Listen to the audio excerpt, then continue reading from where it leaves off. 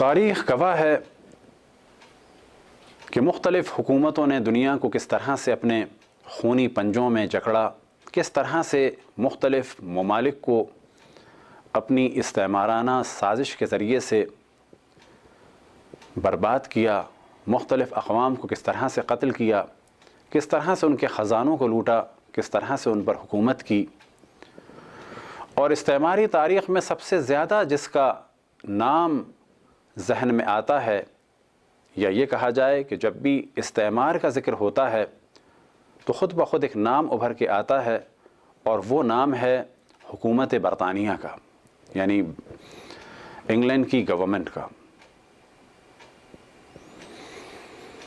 ان کے علاوہ بھی کبھی مختلف اقوام کو اپنی کالونی بنایا اور حوث کا نشانہ بنایا ہالینڈ والوں نے، تو کبھی پرتگال والوں نے، تو کبھی بیلجیم والوں نے، تو کبھی اٹلی والوں نے، تو کبھی فرانس والوں نے، لیکن ان سب میں سب سے زیادہ جس نے اقوام پر ظلم کیا وہ ہے حکومت برطانیہ۔ لیکن تاریخ گواہ ہے کہ ان میں سے کوئی بھی زیادہ دن کے لیے ایران یا عراق میں نہیں رک سکا۔ حملے کیے، کچھ دن کے لیے داخل ہوئے، لیکن پھر نکلنا پڑا، اور وجہ یہ تھی کہ وہاں پر نائبین امام زمان علیہ الصلاۃ والسلام تھے، وہاں پر اسلام کے صف اول کے علماء تھے کہ جو اہل بیت علیہم الصلاۃ والسلام کے علم سے بہرہ مند ہوئے، اور غیبت امام زمان علیہ الصلاۃ والسلام میں منصب نیابت امام زمان علیہ الصلاۃ والسلام پر فائز ہو کہ انہوں نے جس طرح سے اہل بیت علیہم الصلاۃ والسلام نے ہر دور میں دین کا دفاع کیا، تو امام زمان علیہ الصلاۃ والسلام کی غیبت کے زمانے میں ان کے نائبین نے یعنی مراجع الزام نے دین کا دفاع کیا۔ ہم اس گفتگو میں تاریخ کے چند اہم فتووں کی جانب توجہ دلائیں گے، اور اس جانب توجہ رہے کہ تاریخ میں ہمارے علماء نے بہت بڑے بڑے کارنامے انجام دیے، عظیم الشان خدمات انجام دیں، اہم موضوعات پر فتوے دیے، لیکن اس وقت ہم فقط ان فتووں کو ڈسکس کر رہے ہیں کہ جن فتووں کے ذریعے سے اسلامی سرحد کا دفاع اس پوری پچھلی صدی میں ہمارے علماء کرام اور مراجع الزام نے انجام دیا۔ سب سے پہلے ہم توجہ دلاتے ہیں ایک معاہدے کی جانب کہ جس معاہدے کے ذریعے سے ایران انگلینڈ کے ہاتھ میں چلا جاتا، اور اس معاہدے کو ختم کر کے ایران کی خود مختاری کو باقی رکھا ہمارے ایک مرجع تقلید نے، اور ان کا نام تھا حضرت آیت اللہ العظمیٰ شیخ ملا علی کنی۔ حضرت آیت اللہ العظمیٰ ملا علی کنی کے والد تھے جناب قربان علی آملی۔ آپ کی ولادت 1220 ہجری میں ہوئی اور آپ کی وفات 1306 ہجری میں ہوئی۔ آپ حضرت آیت اللہ العظمیٰ صاحب جواہر کے شاگرد اور حضرت آیت اللہ العظمیٰ شیخ اعظم انصاری کے دوستوں میں سے، ہم درسوں میں سے اور ہم مباحثوں میں سے تھے، اور جس زمانے میں دنیا اسلام پر مرجعیت تھی حضرت آیت اللہ العظمیٰ شیخ اعظم انصاری کی، اسی زمانے میں آپ تہران میں تھے، مرجع تقلید بھی تھے، لیکن آپ کی مرجعیت کا دائرہ حضرت آیت اللہ العظمیٰ شیخ اعظم انصاری کی مرجعیت کی نسبت مختصر سا تھا، اور زیادہ تر آپ کو پہچانا جاتا ہے کہ آپ ایران میں اور خصوصاً تہران میں مقتدر علماء میں سے تھے، مراجع الزام میں سے تھے، اور حکومت میں آپ کا دخل تھا، اور حاکم کی آپ ہدایت کرتے تھے، حتیٰ ناصر الدین شاہ قاجار آپ سے بہت زیادہ خائف رہتا تھا اور ڈرتا تھا۔ تو سب سے پہلے ہم توجہ دلائیں کہ آپ نے اپنے فتوے کے ذریعے سے ایران کو کس طرح سے بچایا، تو ہم شروع کرتے ہیں اس موضوع کو، اور سب سے پہلے ایک معاہدے کا ذکر کریں گے، اور اس معاہدے کو کہا جاتا ہے قرارداد رائٹر یا معاہدہ رائٹر۔ یہ معاہدہ کس زمانے میں ہوا، کس کے درمیان ہوا؟ تو توجہ دلائیں کہ یہ معاہدہ ایران کے قاجاری خاندان کے ایک بادشاہ ناصر الدین شاہ قاجار کے درمیان، اور اس معاہدے کے لیے راہ ہموار کرنے والوں میں سے ایک فرد تھا کہ جو وزیر اعظم تھا اس وقت کا، اور اس کا نام تھا مرزا حسین خان سپہ سالار۔ اس زمانے میں برطانیہ کی حکومت تھی ملکہ وکٹوریہ کے ہاتھ میں۔ یہ تو ہوئے کچھ ہم نے اس زمانے کے خاص سیاسی افراد کا ذکر کیا۔ اب کچھ ہم ذکر کرتے ہیں رائٹر کے بارے میں کہ یہ رائٹر کون تھا اور کس کے نام پر اس معاہدے کا نام رکھا گیا ہے معاہدہ رائٹر۔ جرمنی میں ایک شخص تھا جس کا نام تھا اسرائیل یوزافات۔ اس کا تعلق ایک یہودی خاندان سے تھا، پھر اس نے انگلینڈ ہجرت کی اور مسیحیت کو قبول کیا، اور پھر اپنا نام بدلا اور نام رکھ لیا پاؤل جولیس رائٹر۔ یہی وہ شخص ہے کہ جس نے رائٹر نامی نیوز ایجنسی کی بنیاد رکھی، اور تدریجاً یہ ایک بڑے تاجروں میں سے ہو گیا، یہاں تک کہ حکومت برطانیہ پہ بھی اس کے اثرات تھے۔ پھر وہاں کے وزراء سے مل کر اس نے ایک معاہدہ کرنا چاہا، اور اس معاہدے کے بارے میں لارڈ کرزن نے ایک جملہ کہا کہ یہ ایک ایسا معاہدہ ہے کہ جس کے بعد ایک ملک کے پاس اپنا کوئی اختیار نہیں رہتا اور سبھی کچھ دوسروں کے ہاتھ میں چلا جاتا ہے۔ یہ معاہدہ کیا تھا اور اس معاہدے کی کیا شقیں تھیں، انہیں آپ کے سامنے بیان کیا جائے تو اصل معاملہ یہ تھا کہ ناصر الدین شاہ قاجار نے کچھ دورے کیے تھے انگلینڈ کے، اور اس کے دور میں 2 معاہدے ہوئے، اور ان دونوں معاہدوں کو ختم کیا ہمارے مراجع عظام کے فتووں نے۔ ان میں سے پہلا معاہدہ یہ تھا، اور یہ معاہدہ تمباکو سے پہلے تھا کہ جس کا اب ہم ذکر کریں گے۔ معاہدہ یہ تھا، اور یہ معاہدہ ہوا ناصر الدین شاہ قاجار کے درمیان اور اسرائیل یوزافات کہ جس نے اپنا بعد میں نام رکھا تھا پاؤل جولیس رائٹر۔ اور معاہدہ یہ تھا کہ Paul Julius Reuter 2 lakh pound دے گا ایران کی حکومت کو، اور اس سے پہلے انگلینڈ کے دورے میں 25,000 پاؤنڈ ناصر الدین شاہ قاجار کو دیے گئے تھے، اور 15,000 پاؤنڈ اس کے وزیر کو دیے گئے تھے کہ جس کا نام تھا مرزا حسین خان سپہ سالار۔ اور معاہدے کی شق یہ تھی کہ رائٹر 2 لاکھ پاؤنڈ دے گا حکومت ایران کو، اور ہر سال 4% اور بعض جگہ بیان ہوا 5% جو اسے منافع ہوگا وہ ہر سال اپنی آمدنی میں سے دے گا مزید ایران کو۔ اور اس معاہدے کے بعد ایران میں جتنی بھی روڈیں بنیں گی، سرنگیں بنیں گی، پل بنیں گے، یہ سب رائٹر ایجنسی بنائے گی۔ جتنا بھی کام نہروں کا، ندیوں کا اور آبپاشی کا ہوگا یہ بھی ان کے ہاتھ میں ہوگا۔ جتنے صنعتی ادارے بنیں گے یہ بھی ان کے ہاتھ میں ہوں گے، جتنے رفاہی ادارے ہوں گے یہ بھی ان کے ہاتھ میں ہوں گے، بینک ان کے ہاتھ میں ہوگا، بحری تجارت اور بحری جہازوں کا معاملہ بھی ان کے ہاتھ میں ہوگا، اور تمام کانیں ان کے ہاتھ میں ہوں گی سوائے سونے اور چاندی کی کانوں کے اور حقیقت یہ ہے کہ ایران میں سونے چاندی کی کانیں اتنی ہیں ہی نہیں، شاید بادشاہ کو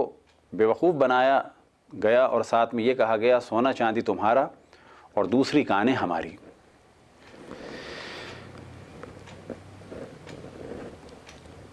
اسی طرح سے تمام ڈیم بھی ایران میں جو بنیں گے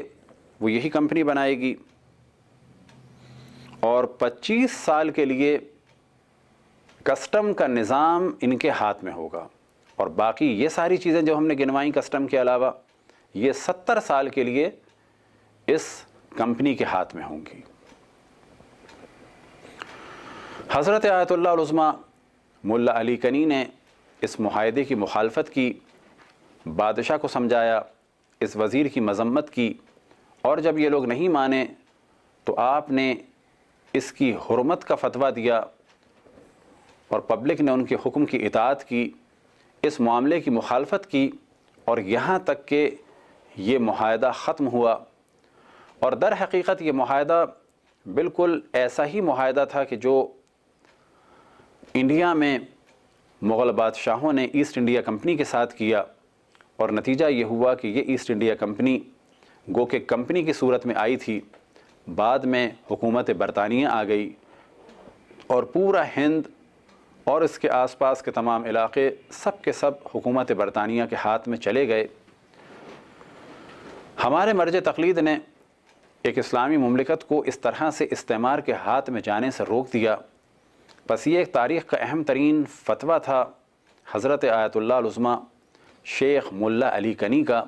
اور اس فتوے کے ذریعے سے آپ نے ختم کر دیا معاہدہ روائٹر کو۔ اس صدی کی تاریخ کا دوسرا اہم فتویٰ جو ایک مرج تشیع نے دیا اور جس کے ذریعے سے ایک اسلامی مملکت کو استعمار کے ہاتھ میں جانے سے روکا، وہ معاہدہ تھا ایک رگی کمپنی کے درمیان اور دوبارہ ناصر الدین شاہ قاجار کے درمیان۔ اور اس معاہدے کی شق یہ تھی کہ ایران کا تمام تمباکو برٹشر کے ہاتھ میں جائے گا، وہی کاشت کریں گے اور وہی اس کی دیکھ بھال کریں گے، اور وہی ایران میں اس کو بیچیں گے اور وہی ایران سے باہر اسے بیچیں گے۔ اس معاہدے کا جب علم ہوا حضرت آیت اللہ العظمیٰ میرزا حسن شیرازی اول کو،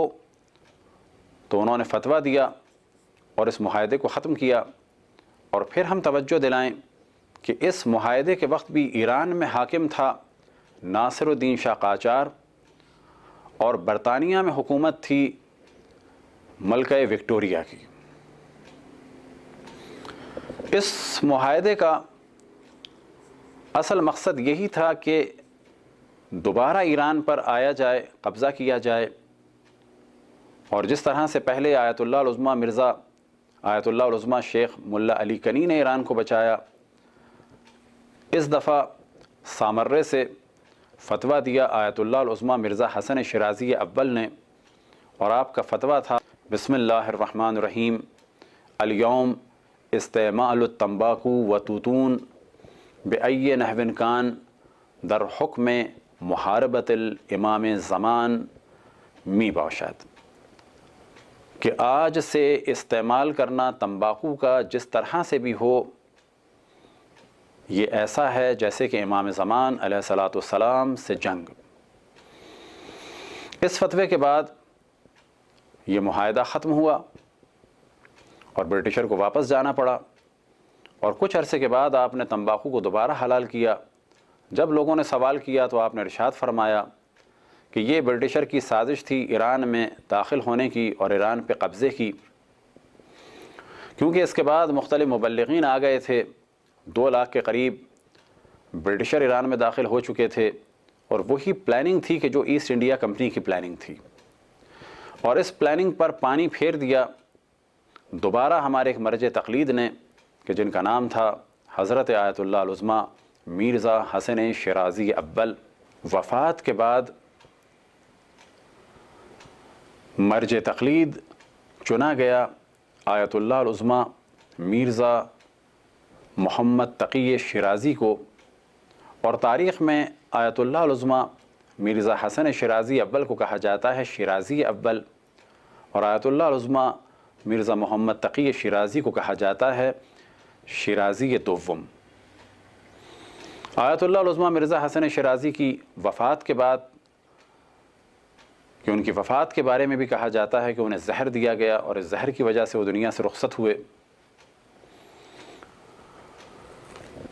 آیت اللہ العظمیٰ محمد تقی شیرازی آپ کے شاگرد تھے، انہوں نے مرجعیت کو سنبھالا، اور ان کے دور میں ان کے دو اہم فتوے تھے۔ ایک کا تعلق ہے 1914 کہ جب فرسٹ ورلڈ وار ختم ہوئی اور برٹشر عراق میں داخل ہوئے، اور اسی زمانے میں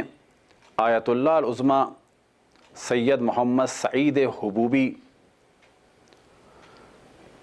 کہ جو دراصل حجاز سے تعلق رکھتے تھے، لیکن ان کا خاندان نجف منتقل ہو گیا تھا اور نجف میں منتقل ہوئے تھے، اور وہ بھی اس زمانے کے بڑے علماء اور مراجع میں سے تھے، لیکن زیادہ تقلید اس زمانے میں آیت اللہ العظمیٰ شیخ محمد تقی فرسٹ ورلڈ وار کہ جس میں 90 لاکھ کے قریب فوجی اور 70 لاکھ عام افراد قتل ہوئے، اور جو 28 جولائی 1914 سے لے کر 11 نومبر 1914 تک چلی۔ برٹشر اس جنگ کے دوران فاؤ کے علاقے سے عراق میں داخل ہوئے، اور عراق میں داخل ہوئے جب تو اکتوبر کا مہینہ تھا اور ابھی جنگ مکمل طریقے سے ختم نہیں ہوئی تھی۔ اکتوبر کے اینڈ میں یہ داخل ہوئے، اور 7 نومبر 1914 بمطابق 1332 ہجری 18 ذی الحجہ عید غدیر کے دن آیت اللہ العظمیٰ سید محمد حبوبی نے جہاد کا فتویٰ دیا، اور اسی طرح سے آیت اللہ العظمیٰ مرزا محمد تقی شیرازی نے جہاد کا فتویٰ دیا، اور اس جنگ میں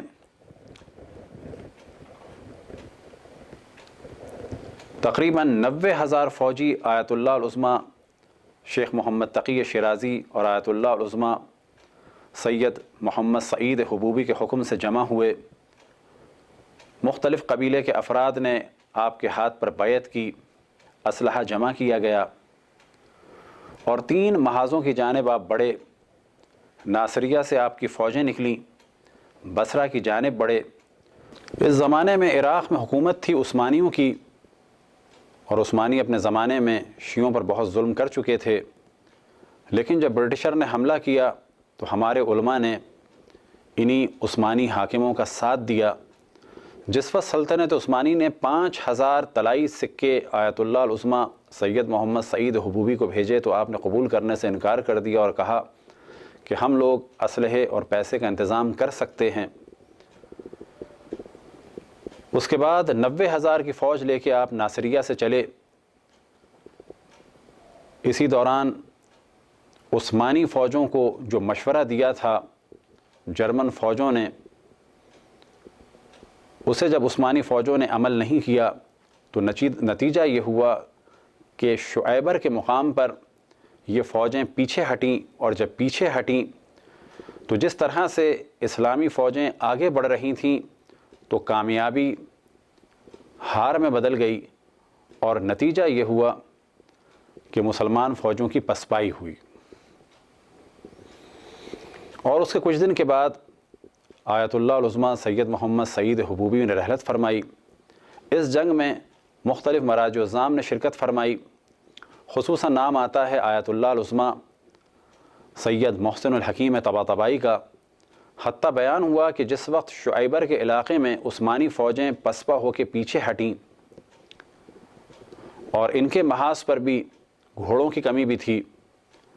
تو آیت اللہ حبوبی اسی بیابان میں رہے اور اپنا گھوڑا آیت اللہ العظمیٰ محسن الحکیم طباطبائی کو دیا، اور جناب آیت اللہ العظمیٰ محسن الحکیم طباطبائی اس دوسرے محاذ کی جانب گئے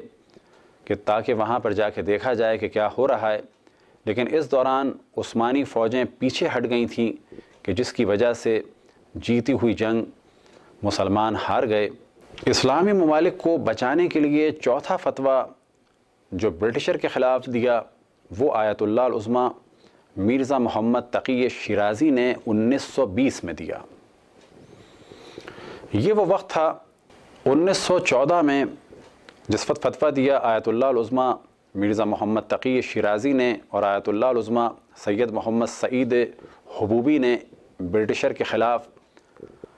اور جس وقت عثمانی فوجوں نے عقب نشینی کی اور جیتی ہوئی جنگ ہار میں بدل گئی، اس کے بعد انگلینڈ والے عراق پر کچھ عرصے کے لیے قابض رہے، اور اس زمانے میں انگلینڈ کی جانب سے حاکم جو عراق میں معین تھا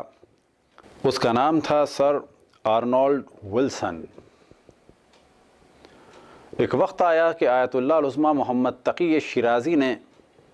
ایک جانب برٹشر کو حکم دیا کہ وہ یہاں سے واپس نکلیں، اور پھر آپ نے ایک فتویٰ صادر فرمایا، اور اس فتوے کا متن یہ تھا مطالبۃ الحقوق واجبۃ علی العراقیین، کہ اپنے حق کو مانگنا واجب ہے عراقیوں پر، ویجب علیہم ضمن مطالبتہم، اور واجب ہے عراقیوں پر اپنے مطالبے کو مانگنے کے دوران رعایت السلم والامن، کہ وہ رعایت کریں اور خیال رکھیں لوگوں کی سلامتی کا اور امن کا، وَيَجُوزُ لَهُمُ التَّوَسُّلُ بِالْقُوَّةِ الدِّفَاعِيَّةِ، اور جائز ہے ان پر اپنا دفاع کریں اور اسلحے کو استعمال کریں، اِذَا امْتَنَعَ الْإِنْگْلِيسُ عَنْ قُبُولِ مُطَالَبَتِهِمْ، اگر انگلینڈ والے ان کے مطالبے کو قبول نہ کریں، یعنی کہ اگر وہ واپس نہ نکلیں اور ہٹ درمی کا مظاہرہ کریں تو پھر ان سے جنگ بھی کی جائے۔ اور اسی طرح سے آپ نے فتویٰ دیا ان المسلم لا يجوز له ان يختار غیر المسلم حاکما، کہ مسلمانوں کے لیے جائز نہیں ہے کہ وہ غیر مسلم کو مسلمان ممالک میں اپنا حاکم بنائیں۔ اس فتوے کے بعد پورے عراق میں قیام ہوا، مومنین اٹھے، اور ساتھ میں اہل سنت نے بھی مرج شیعہ کی آواز پہ لبیک کہا، اور انگلینڈ یہاں سے نکلنے پہ مجبور ہوا۔ لیکن جاتے جاتے وہ لوگ خاندان شریف کے ایک فرد کہ جس کا نام تھا فیصل، اسے بٹھا گئے، کیونکہ اس کا تعلق اہل سنت سے تھا تو اہل سنت خوش ہو گئے، اور اس کام کی مخالفت بھی کی شیعوں نے کہ یہ گو کہ مسلمان ہے لیکن برٹشر کا نمائندہ ہے، ان کا کارندہ ہے۔ پانچواں فتویٰ کہ جس کا تعلق عراق سے ہے، یا در حقیقت مختلف فتوے آیت اللہ العظمیٰ سیستانی نے دیے کہ جس کے بعد عراق میں ایک جمہوری حکومت کا قیام عمل میں آیا، اور بلا شک کہا جا سکتا ہے کہ اس صدی میں جہاں انقلاب اسلامی کے ذریعے سے خدمات انجام پائیں، اس کے بعد جو دوسرا بڑا واقعہ ہوا وہ عراق میں جمہوریت، اور ایسی جمہوریت کہ جس میں اکثریت کا دار و مدار ہو، اور اکثریت کی یعنی مذہب حق اہل بیت علیہم الصلوۃ والسلام کے ماننے والوں کی شرکت ہو۔ آپ نے مختلف فتووں کے ذریعے سے عوام کو اٹھایا کہ پہلے انتخابات ہوں، اس کے بعد قانون بنے گا، کیونکہ مختلف ممالک کی پالیسی یہ تھی کہ عراق میں پہلے قانون بنے پھر الیکشن ہوں۔ آغا سیستانی نے حکم دیا کہ پہلے الیکشن ہوں گے اور پھر قانون بنے گا۔ پھر اس کے بعد آپ نے فتویٰ دیا کہ تمام عراقیوں پر واجب ہے، پھر آپ نے فتویٰ دیا کہ تمام عراقیوں پر واجب ہے کہ وہ الیکشن میں شرکت کریں، پھر آپ نے فتویٰ دیا کہ ووٹوں کا خریدنا اور بیچنا حرام ہے، اور پھر اس کے بعد جب الیکشن ہوئے تو حکومت مستقر ہوئی، اور یہ طویل واقعات ہیں، اور آخر میں جب ہم دیکھتے ہیں کہ عراق پر عربوں کی جانب سے اور اسلام کے دشمنوں کی جانب سے جب آئی ایس کی صورت میں حملہ ہوا اور موصل تک یہ لوگ پہنچ گئے، تو کہا جا سکتا ہے کہ اس صدی کا اہم ترین فتویٰ هذا الجي العسكري وهذه البندقية التي تجدونها بيدي على كبر السن وأزمة القلبية اللي عندي ومرضي وضعف، كل ذلك استجابة للنداء الذي وجهه المرجع الأعلى السيد العظيم آية الله العظمى السيد علي السيستاني، الوكيل النائب عن مولانا صاحب العصر والزمان. تاريخية ووطنية وشرعية للدفاع عن العراق في ظل أوضاع صعبة. جو آیت اللہ العظمیٰ سیستانی نے صادر فرمایا کہ جس میں جہاد کی جانب لوگوں کو ابھارا اور تمام عراقیوں کو مخاطب فرمایا اور کہا کہ تمام عراقیوں پر لازم ہے کہ اپنے وطن کا دفاع کریں، اور جو اسلحہ اٹھا سکتا ہے وہ اسلحہ اٹھائے، اور جو اس راہ میں شہید مارا جائے گا وہ شہید ہوگا۔ یہ وہ تھے چند فتوے، اور گو کہ ان کے علاوہ اور بھی فتوے ہیں، لیکن ہم نے فقط ان فتووں کا ذکر کیا کہ جن فتووں کی وجہ سے آج اسلامی ممالک میں